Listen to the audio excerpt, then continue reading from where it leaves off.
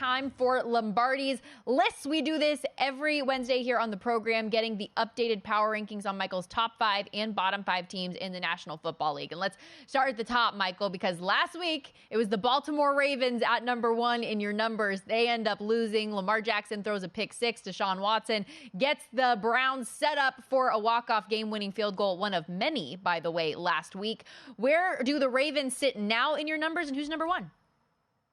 Well, the Ravens still sit in the top 5. They're 4th. They slid down. They give up, typically we had not seen them give up that many yards defensively, Stormy. They had been really good in terms of controlling the football, playing less defense. No, I mean, they let the Cleveland Browns run the football on them. So the Chiefs and the Eagles the Chiefs moved up a spot.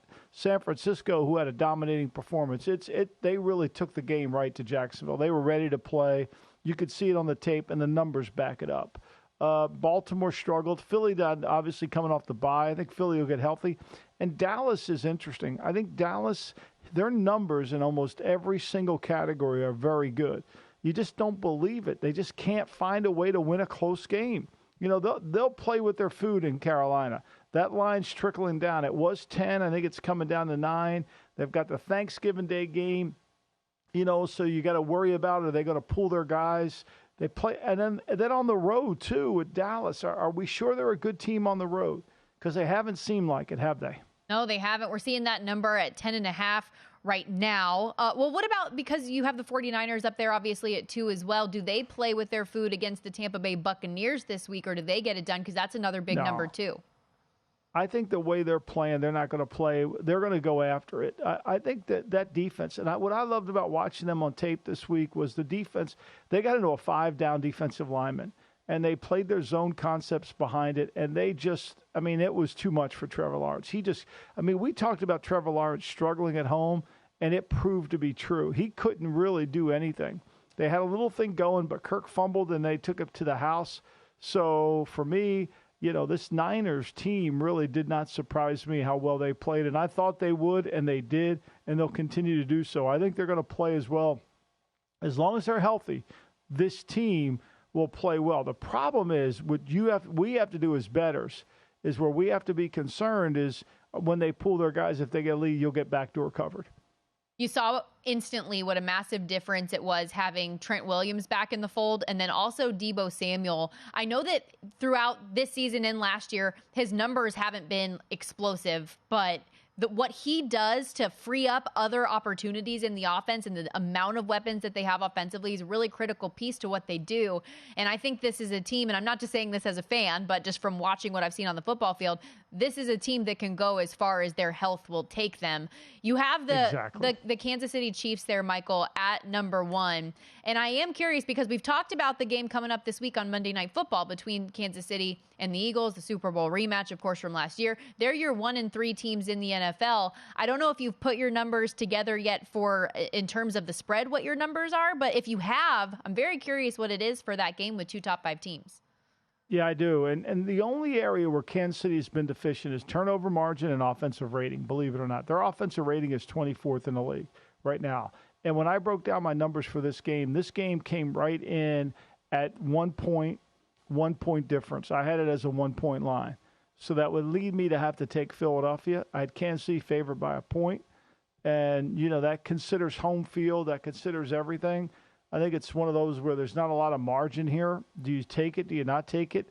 I think there's other games on the board that I probably will recommend on Sunday of my 3, or I'll take Friday morning when I do the great Christopher Russo and listen to him tell me how he went 3-0 last week. I'm going to have to get earplugs for that. Oh my God, it's going to be brutal, Stormy. Can't wait to hear what stale line he gets. No one can pat themselves on the back more than he can. Nobody can do it. No one loves themselves more when they hit. No one does. And when they lose, it was a break. It was an unfortunate break. Michael, I'm just saying, I can't wait to see what stale line he gives you this week. Like, hey, I thought that line was gone a couple days ago there, buddy, but the neither best. here nor there. It's the best. I'm sure if he wants Miami, that line will be 11, even though it'll be 14 everywhere else. I love it. Can't wait for the update on that one, Michael. Let's go now to your bottom 5 teams in the National Football League right now. And to the surprise there's a lot of bottom 5 teams, right? There are some bottom feeders, but to the surprise of no one, the New York Giants are at the bottom of that list based on where their roster is. And substantially below there because they have to pay a tax for how bad they are at quarterback. I mean, Arizona's 31st, but, Arizona threw for the second most passing yards all season last week. And with Connor back, Connor averages over 70 yards a game rushing. He has a 4.6 yards per attempt. That was really good. And so, they're doing that. New England's numbers just offensively are so bad. They can't get anywhere. Chicago's improved defensively. There's a little bit of an arrow up with Chicago defensively. And then Carolina, they're getting a lot of guys back this week. They're going to get J.C. Horn back. That'll help. They're going to get Burns back on defense. That will help. They're going to get Ian Thomas back as a blocking tight end. That will help. Now, Caesar just put this in our rundown today. The Ravens, no Ronnie Stanley. They'll get Morgan Moses back this week, but no Ronnie Stanley at left tackle and no Marlon Humphrey. Those are 2 significant injuries. Certainly is. And we talk about that defense and how good they have been throughout the course of the season, but they got beat up a little bit last week. So that'll be an important thing to monitor, how the Ravens are going to adjust. And my line on this pieces. one, Stormy, my line on this one was 4.27. And it's somewhere between 3.5 and 4. Would I play it? I probably don't want to play Baltimore with the injury. I mean, last week I didn't want to play Cleveland because of all the injuries they had in their offensive line, and they were able to get through it. It's like I'm almost not believing it. Like maybe I'm putting too much emphasis on the offensive line. But, I think this line, and with these injuries coming in, I think we'll see it tick back to 3.5. Yeah. There are some 3.5s out there. Yeah, mostly fours. But to your point, with those injuries, I wouldn't be surprised if we see that go back down a little bit there. Also, on your bottom 5, Michael, you moved the Raiders off the list. They've, of course, won 2 in a row. But I wonder now, you mentioned the game against Miami this week, if the shine kind of wears off a little bit this week now that you're playing a really good team. Yeah, I think so. I think it'll be hard for them, because, look, I think one of the teams that I would really put money on to go to the Super Bowl or to compete, everybody's down on the Dolphins, and for good reason. Their offense is really struggles against good explosive teams. But this might flip. This might be like Kansas City. They can still be good on offense, but their defense might be the team that carries them. Remember, we're in cold weather territory. And you're going to have to stop the run. You're going to have to play the run. You have to be able to rush the passer. And I think if you look at Miami in the last few weeks, including the Philly game, I think their defense is starting to finally play a little bit better.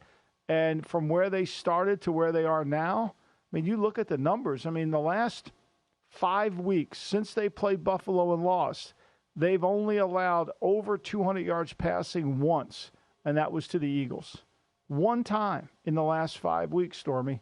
They've been really good defensively, and they're getting better, and they're fast. And offensively now, when they get ahead of you, they're tough. But remember, when they played Kansas City, they got 240, 292. Philly held them to 244. Even New England, that game, they were close in that game, but New England couldn't throw the ball. New England in the second game of the year threw for 200 yards. Last time they played them, they threw for 141. 9-1 in the latest Super Bowl odds, 5-1 in the AFC. If they can continue to build on that, 6-3 right now on the season, and we know how strong, obviously, their offensive weapons can be when they are clicking at a high level. Go to VSiN.com/subscribe to become a VSiN Pro subscriber today.